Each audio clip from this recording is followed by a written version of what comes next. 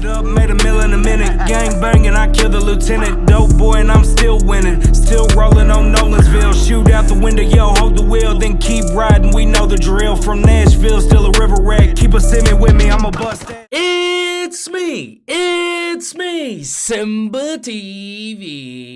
Bang! What is good, YouTube fam? It's your boy Simba coming back here again with another reaction video for you guys today. For today's reaction video, we got 10 dark 90s cartoon theories that will ruin your childhood. You guys know I love hearing about the dark theories, so I can't wait to jump up in it. For many millennials, watching cartoons in the 90s was the best thing ever. We have many fond memories of dozens of hit cartoons and characters, some of which still resonate today. But despite how awesome 90s cartoons are, there are of course crazy internet theories about them. Ooh, I like the sound of this one. Some of them are pretty dark, so prepare to have your childhood ruined. Ah, shut up. Before we get started, be sure to click on that subscribe button to get more content from Screen Rant every day. That mediator lady made some good points. Most definitely. Spongy Fallout. If you know your history, then you know where we're going with this one. If you've ever been a fan of SpongeBob SquarePants, and we're sure you have, as it was one of the most popular cartoon shows on TV at the time, then you'll know that the setting of the show is called Bikini Bottom. When you're a kid, or perhaps even today, you may think it's called that thanks to its association with beaches, sun, and oceans. But the harsh reality is much darker if this theory is correct. The reason why SpongeBob takes place in Bikini Bottom is because it actually takes place in Bikini Atoll, which is a real-world location in the Pacific Ocean. It's part of the Marshall Islands, and from 1946 to 1958, it was where the United States of America tested 20 nuclear devices, including bombs. Because of that, the area is heavily irradiated. This, of course, led to the mutation of some of the characters, including a talking sponge and his friends. Look, another. I think the SpongeBob guy was talking about that, but once again, man, if that's true, that's some crazy ass shit, bro. That's really crazy. Like, Rubber stopper for my rubber stopper collection. In short, the animated characters are results of nuclear experimentation. Well, it could have been much worse. We'll take a talking sponge over anything in the Fallout games any day. Scared you, didn't I? You always scare me, Pinky. Pinky the Brain. The opening theme song for the hit animated show Pinky and the Brain tells its audience from the get-go that one of them is A genius. and one of them is Insane. While that is indeed handy information to have, the song actually never explicitly tells us which one is which. You're a mouse. This is a horse. People are so intolerant. It's easy to assume that Pinky is the insane one, as the show is called Pinky and the Brain, but we're not so sure it's that simple. Brain's goal in life is to essentially take over the world. Every episode sees him come up with a new plan to fulfill that goal. These plans are admittedly really insane. They're more insane than they are smart, in fact. Pinky, on the other hand, is left playing dumb and tries to thwart the plans to take over the world. He's the one who pokes holes in Brain's plans in every episode, and it's proven right in the end. Now, if we look at this information at face value, who seems like they're the insane one and who seems like the genius? That's actually Brain really may think smart. he's smart, but as Albert Einstein stated, the definition of insanity is doing the same thing over and over again and expecting something to change. results. That's disturbing. The Curious Case of Ed, Edd, and Eddy. This theory pulls no punches with its fan base. In short, it suggests that these slightly moronic and troublesome children found in the show Ed, Edd, and Eddy are in fact dead. Yikes. So how is it that we have a cartoon based on their exploits? Look at me! As it turns out, the boys are in purgatory, which is represented as a cul-de-sac on the show, a setting that the boys never leave. If they are in purgatory, it would explain a few bizarre clues hidden throughout. Whoa! 666 Phil? Texas? What the fuck? But whoa! They really put that in there?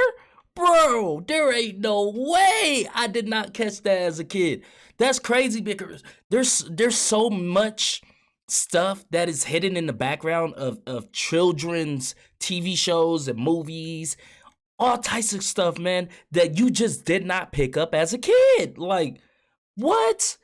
The series. For one, there are no adults shown at any time in the series, not True. one. You'd think that there'd be someone mowing a lawn or calling for the kids at some point. Think about it! These three kids are left to their own devices. It would also explain why they have a bluish tint to their tongues, as tongues can turn blue upon death. The kids also all died at different times and all came together at the cul-de-sac.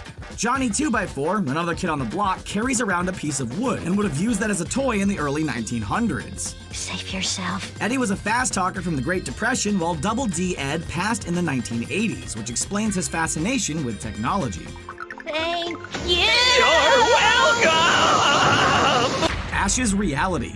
Ash Ketchum is one of the poster characters of the 90s. If you don't know about him or Pokemon, then you likely were not around in the 90s, or were living in a world without television. But despite how much of an impact Ash and Pokemon have had on the youth of the 90s and the world in general, there's something that doesn't quite add up with his journey. In the first season, Ash embarks on a quest to collect them all and reach the Indigo Plateau. There's two sides to this theory. Both suggest that Ash's reality isn't what it seems. One is that Ho-Oh, the mythical Pokemon that flew over Ash in the first season, granted Ash's wish to stay young, which is why he's still a child after all these years on the go. Seriously, Ash doesn't age at all. The other possibility is that the electrocution Ash gets from Pikachu early on in the show alters his reality and places him in a coma. Shocking, isn't it? Everything from there on, all the new Pokemon and adventures, including Pokemon that aren't part of the original 151, are figments of his imagination as he's comatose. He walked off that electric shock like it was nothing, but this theory suggests that Ash never got the chance to walk it off after all. Which one seems more likely to you?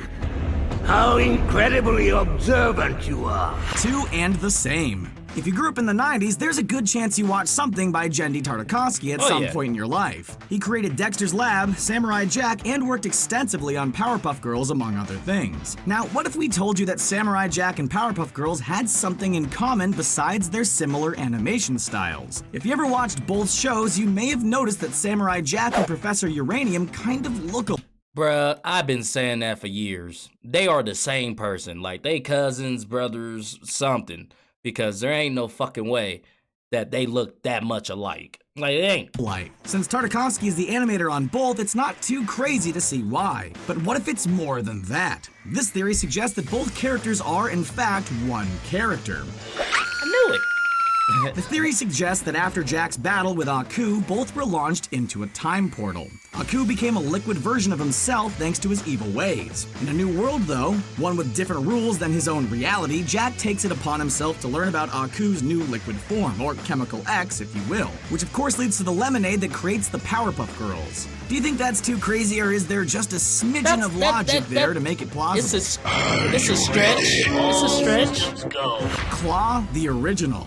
In the 90s animated series, the Inspector Gadget we know of is in fact the second Inspector. The first one was missing in action and presumed dead, which caused his niece to build a robotic replacement of the Inspector. But what really happened to the original Inspector Gadget? The chief villain in the hit cartoon is of course Dr. Claw. Despite his presence in the show, we've never actually seen what Dr. Claw looks like. And there's good reason for that, as it's heavily theorized that he's in fact the first Inspector Gadget. The theory suggests that the original Gadget was a police officer who bit the dust while working a case, but he was so good that the station couldn't risk losing him. So they built a robot to replicate the presence of the outstanding officer. Wowzers! But the original Inspector survived. He may have had his life, but he was left scarred, disfigured, and insane. Seeing that he was replaced infuriated him, sending him into such a rage that he became Dr. Claw. So it's Gadget. The chief villain in the cartoon, whose sole mission in life is destroying the robot that replaced him. The evidence also showcases that Claw never harms Penny, the niece, as she's family, and that he's a bit of an idiot, which tells us that the robot didn't match the intelligence of the original police officer. You might actually impress somebody. Shh, it's coming on. What's with Doug? One of the most unique things about Doug from the cartoon show named after him is his wacky and playful imagination. Every episode, he drifts off into his imaginary lands, often imagining himself as a hero of sorts, or maybe a rock star. But it's one thing to imagine a daydream. It's another thing to have Doug Funny interact with them. In fact, things can get pretty dangerous when he's into the dream world. In one such dream, he's riding a bike through traffic, without a care in the world. Only since it's also happening in real life, when he snaps out of the daydream and into the real world, he's already crashed into a car. This means that Doug's dreams are almost too real, causing him to blur the lines between fantasy and reality. Sounds kinda dangerous, putting him and others at harm. With that in mind, it also sounds like Doug may be suffering from schizophrenic hallucinations that alter his perception of reality. If Doug actually is suffering from schizophrenia, it would explain why he's able to do the things that he does. It also would be a subtle commentary on what it's like to live with such a condition, without getting too in your face about it. You mean That is crazy. The imagination of that one, Angelica. I can believe. Angelica is a character that most kids kind of hated, but there are some pretty dark reasonings for her behavior in the show. Her parents are constantly ignoring her, with her mom constantly on the phone and her dad pretty much not caring about her except for surface encounters. So she creates some imaginary baby friends, which explains why she's the only one who understands them. So why would Angelica create babies and not kids her own age? Since her parents only really reach out to her to give discipline, and since she's neglected, it comes off as unwarranted and even mean. So since she only understands the authority figure, she creates the babies so she in turn can become that figure and ends up interacting with the Rugrats. You know, time occasionally feels like it's going by. The Rugrats, they have so many dark theories. Like, they're all dead. Angelica's crazy. Like, you know, so there's so many that comes with the Rugrats, man. And I believe all of them, okay? Because a lot of them make sense to me, you know? So Very slowly. Caillou isn't doing so well. This one is probably the darkest theory on this list, which is why we saved it for last. There's nothing worse than seeing a child being sick, and there's a good chance that Caillou is as sick as you can be. Can you think of any healthy youngsters who are completely bald? We don't just mean buzz cut bald, but zero hair on the head bald. We can't either, unless they happen to have been diagnosed with cancer. Caillou's sister Rosie has red hair, and their parents are shown to be brunettes, which in itself is a little unusual. Actually, so I never unless thought Caillou's about mother that. shaves his head every day with a straight razor, there's a good chance that the boy is actually really sick, which means that Caillou's parents may have adopted Rosie, as the parents may have wanted another child but wanted to avoid the chance of another child being inflicted with the illness. Thankfully, if Caillou really is sick, he's not letting it dampen his mood, and he carries on having adventures and learning new things. So in that regard, Caillou could actually be a positive role model for kids going through similar treatments. That is assuming the theory is correct though. But we don't think Caillou's mom is that mean to shave his head every single day. Which dark theory do you... That last one really messed me up, man. I did not think about that. Like, that makes a lot of sense. He would have... Whoa, man. If you guys like this video, go ahead and hit that thumbs up button for me. Thank you guys for commenting, sharing, and subscribing. And I'll see you guys next time. Peace.